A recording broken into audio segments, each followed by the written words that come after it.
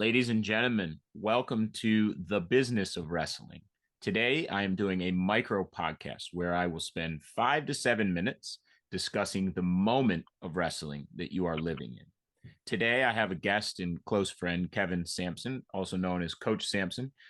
He is the owner of Iron Hills Sports Performance Training, and we are going to talk about a number of mistakes that we continually see our athletes make in season and the families that are supporting them.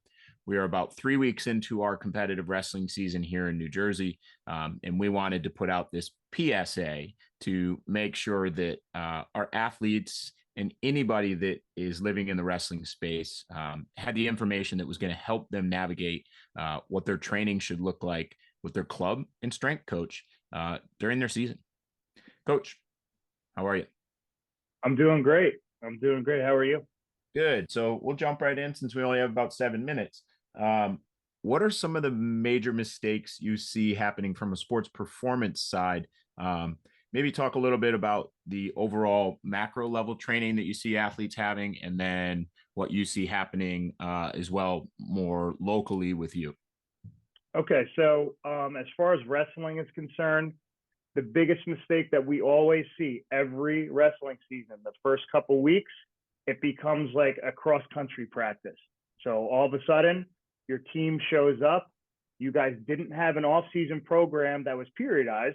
So in order to make up for lost time, what the coaches decide to do is they say, okay, well, we're going to run 3 miles every single day so we could get in shape. Okay. Now, there's a few things wrong with that. The first thing is since you didn't have an off season that was periodized where you actually worked on conditioning in the off season, you can't rush this process. You can't all of a sudden fix this in a month. It's already broken. It'll be a good example would be if you're going to bake a cake and the recipe requires you to cook that cake or bake that cake, sorry, for 3 hours, and you say, well, I want the cake in 1 hour. So I'm going to turn the heat up triple what is recommended, and I'm going to put it in for 1 hour. Well, what's going to happen is you're going to burn the cake. Okay. So that is exactly what happens with the high school wrestlers locally with these coaches that want to rush into getting our athletes in condition. And we're going to do it every single day to make up for lost time is they burn them out. Okay. You see a lot of overuse injuries, a lot of joint pain. And also you see just lethargic, tired wrestlers. And then the coach will say, well, you aren't in condition, so we need to continue to do this. And then it's just a slippery slope. And you just keep So getting you people see worse the and worse. wrestlers, you see the wrestlers are performing poorly because they're fatigued, and the coaches are identifying that as a failure to be in shape rather than the overtraining fatigue that it actually is. Absolutely. Absolutely. Because the crazy thing is their solution is more of that conditioning. So they just keep running them down, down, down, down, down into the ground. And guess what happens? When you get tired enough, you're going to get hurt. You're going to get hurt. And that's where a lot of these injuries come through during the beginning of the wrestling season. Interesting. They're overuse injuries. Not that the Yeah. athletes physically prepared, which is coach's assumption all the time. And then they keep putting that blame back on not being physically prepared, but it's overtraining.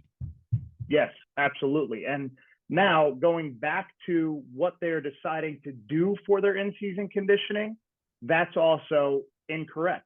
So you and I, we had a discussion, I want to say a few days ago, about energy systems. Okay, so energy systems basically means what does your body do in order to produce energy depending on the duration of whatever the activity is that you're doing. So basically going on to what we're talking about with energy systems is what most of these high school wrestling coaches decide to do is they run long distance. Okay. Now, what you want to do when you condition an athlete, when you were physically getting prepared for the actual season, so it needs to be specific to what you're actually doing, is you want that duration to mimic whatever it is of the sport that it is you're doing. Okay. So for example, football, the average football play is 4 to 6 seconds. Okay. Now, if you're going to run 300 meters, the average 300-meter time is going to be well over 4 to 6 seconds. So what do they do to train football players? We do a lot of short sprints. Okay.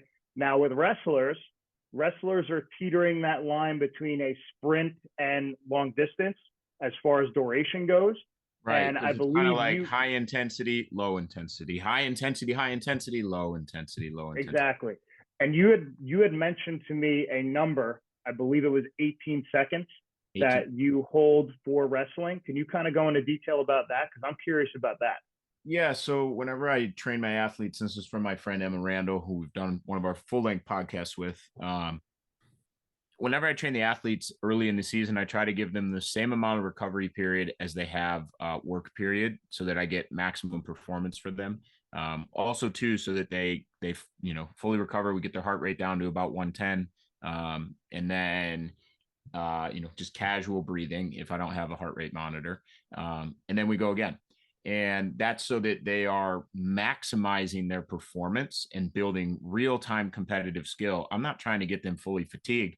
If I'm going to train them for fatigue, I do a different day and a different activity, right? I'm trying to have maximum performance in that day where they're full speed, full power, and they're able to execute their techniques. So that's one type of training we do, where if you're going live for a minute, you rest for a minute, live for a minute, you rest for a minute. The reason that I do that is because as the season goes on, I lengthen those times and shorten the gap. Then the other thing is I always provide that gap around 18, 20 seconds between goes, typically, unless I'm really trying to fatigue them for some reason.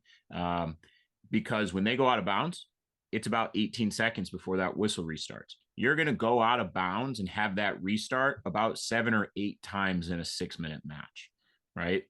At minimum, you're going to have 3 or 2 of those 18-second pauses in between periods, right? But typical matches, you're going to have about 7 to 8 of those 18-second breaks. So teaching the athlete to utilize that to get their heart rate down, control their breathing, refocus on their strategy, is a competitive advantage, right? And not a lot of coaches are intentional about that pause time where you go out of bounds, just hustle back to the center, hustle back. No, let's use that as a timeout, right? In an effective manner. So those are kind of the 2 times that I use breaks in training. Is one, because we go out of bounds and that's a reset, and we need that in our training cycle. Also, 2, structurally, my live goes, we don't really wrestle more than 12 minutes alive during practice. And then that might be a 12-minute block, and 6 minutes of it alive and 6 minutes are break. And so, yeah, I don't know if that answers your question, but. Yeah, no, absolutely it does. And that is intelligent use of making sure you're using the right energy system when you're actually training the athletes. And I think another point that I want to bring up, Before you jump to that, the thought I wanted to mention with that energy systems is our typical goes are anywhere from 15 to 30 seconds. It's rare, unless I want a kid to develop pace, that we do anything from 3 to 6 minutes, right? A very long go in our practice environment, especially preseason, is going to be 30 seconds. Okay. Yeah. So listen, that's smart training. But what I see from most wrestling coaches as far as mistakes go, it's that one side of the spectrum where it's too much of that long duration, long distance running. But then there's also the other extreme. And the other extreme is, okay, we're not going to do any of that long distance stuff because it doesn't translate. We're going to go do a lot of live. We're going to do a lot of live. And that's really how they condition. Now, what's the problem with going live too often? Okay. People are going to start to break down and get hurt. Okay. So really the way that you're doing it is the smartest way, because to replace that extra conditioning that you're going to lose by going less live bouts, you are now going to make up for it with the conditioning that's specified towards the sport, if that makes sense to you. That's exactly what we do. Yep. The reason we do these shorter form goes is both, 1, for the energy systems, 2, to create action oriented athletes, and then 3 is injury reduction, right? Just reducing the number of injuries due to fatigue and training, and making a bad decision when I reach over because I'm tired, and now pop, there goes my labrum. And so you don't need to. The hardest thing to do, and Mike Powell said this on our long form The Business of Wrestling podcast, it's harder to hide in drilling than it is in live. Because in live, I'm better than you. I'm just going to pace myself, get a couple takedowns, win the 6 minute live go. Right. Um, Situations, I can't do that. And hard active, well, there's a special type of drilling that we do. I'm not going to give it away, but it's harder than going live. And so the cardio and conditioning is going to come from our 15-minute drill set we do every day, where you really should be going. I mean, it's the hardest thing you can do, right? And you're also building skill in that 15 minutes rather than 15 minutes of running. Or what am I getting better at running? We're doing 15 minutes of skill building because you're hard drilling in a special type of manner. It's reinforcing your neural pathways and building your conditioning. Exactly. And I love that. And that, to me, as somebody with a background in exercise science, that makes total sense.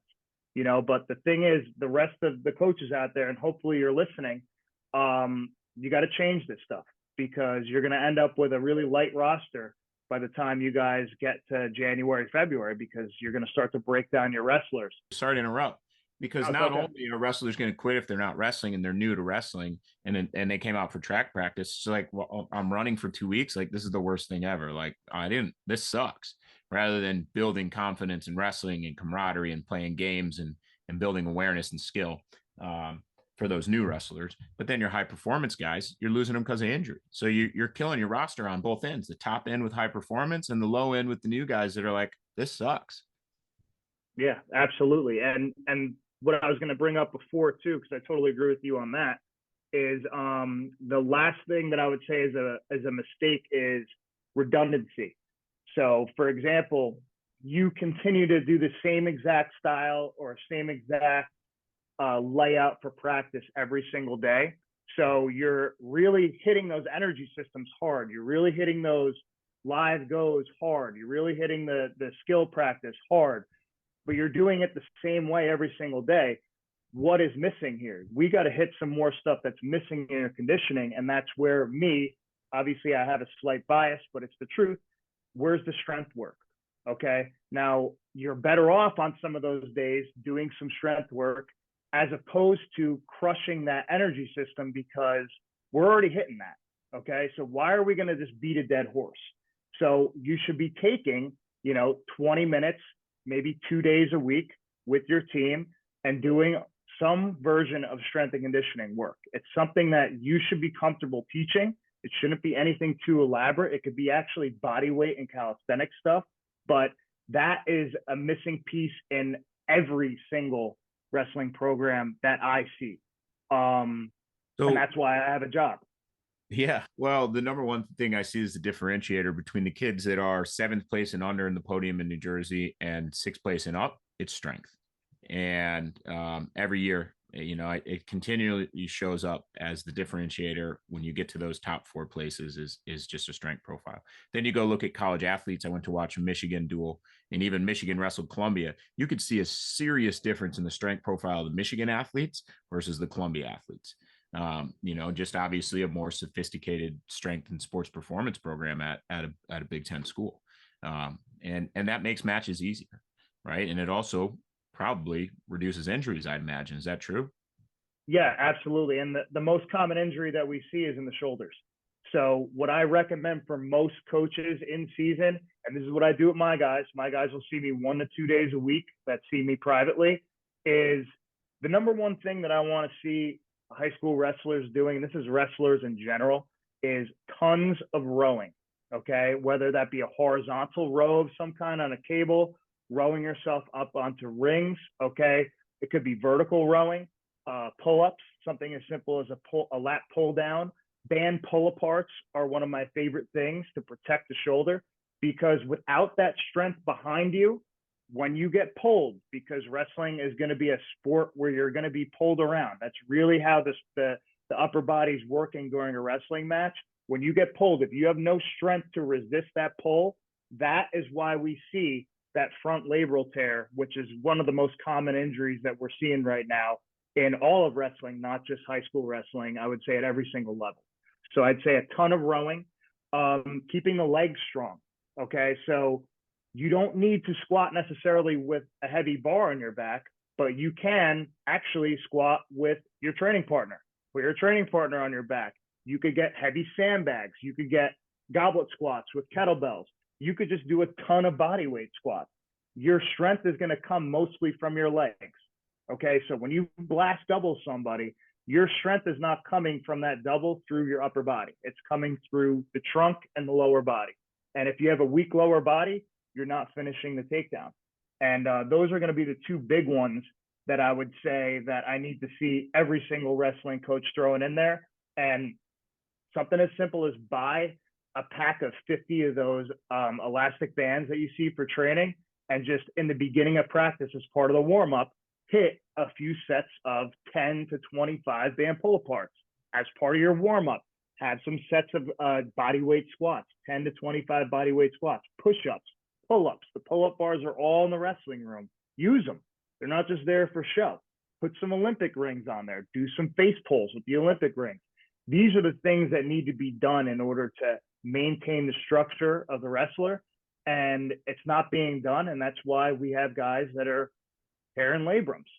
Yeah. And Kevin, I'm seeing it more often. Do you have on your website or a PDF or anywhere a list of like those exercises that coaches should absolutely include post-training 2 days a week?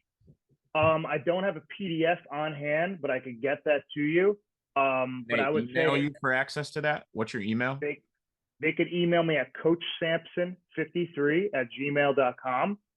Or you could actually just send your question through my website, which is ironhillstraining.com. But really, you shouldn't even need a PDF, because I'm telling you 3 things. Keep your legs strong, do a ton of rowing, okay, and do some push-ups. That's it. I mean, is that too complicated to remember for people? But apparently they're forgetting because they don't know. Well, here's the thing, right? I find that I always fall, with our practice training, we're very consistent in our drill set, our technique, everything. That's a system and a structure. With our post-practice strength training, I fall in and out of things. And, I think having 3 things on a PDF on my wall, I would say go do 1, go do 2, go do 3. And that's what they did with us at Michigan for our post-practice work. Not our separate lifts, right? Not our individual need lifts, but so I was just thinking, like, I'm inconsistent with that, with the strength work. And if I could be more consistent, just having something I throw on my wall, I print and hang up.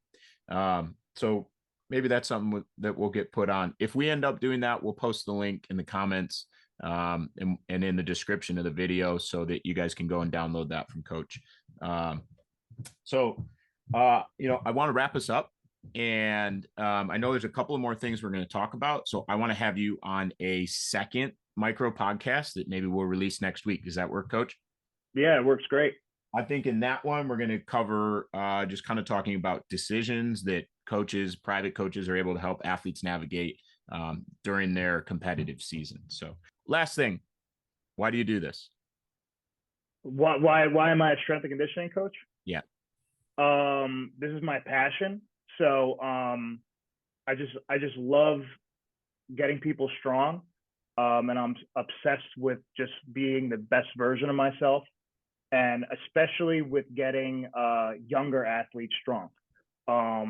I just think that the number one way to build confidence is through victory experiences, and that was said by a PhD, J.M. Blakely. He was a strength coach at Ohio State. He was also the world record holder in the bench press. Again, I want to repeat that statement. Confidence is only built through victory experiences. In the gym, I can constantly give you a victory experience, and it's the easiest way for us to build confidence in athletes. And Jeff and I talk about this all the time. Sports are more than half mental. A lot of it has to do with confidence. And I think that's the biggest key factor in what I do. It's not just building a stronger athlete, a more conditioned athlete. It's building a confident athlete. And that will actually transcend the mat. That'll transcend the weight room. And then we have a great person that could contribute to society and have a successful life afterwards. So that is why I do what I do. And that was amazing. So I want to thank Wrestling IQ for supporting this podcast and allowing us to have Coach Sampson on. And I want to thank you for learning. So thanks for learning. Thank you, Coach. I'll see you soon.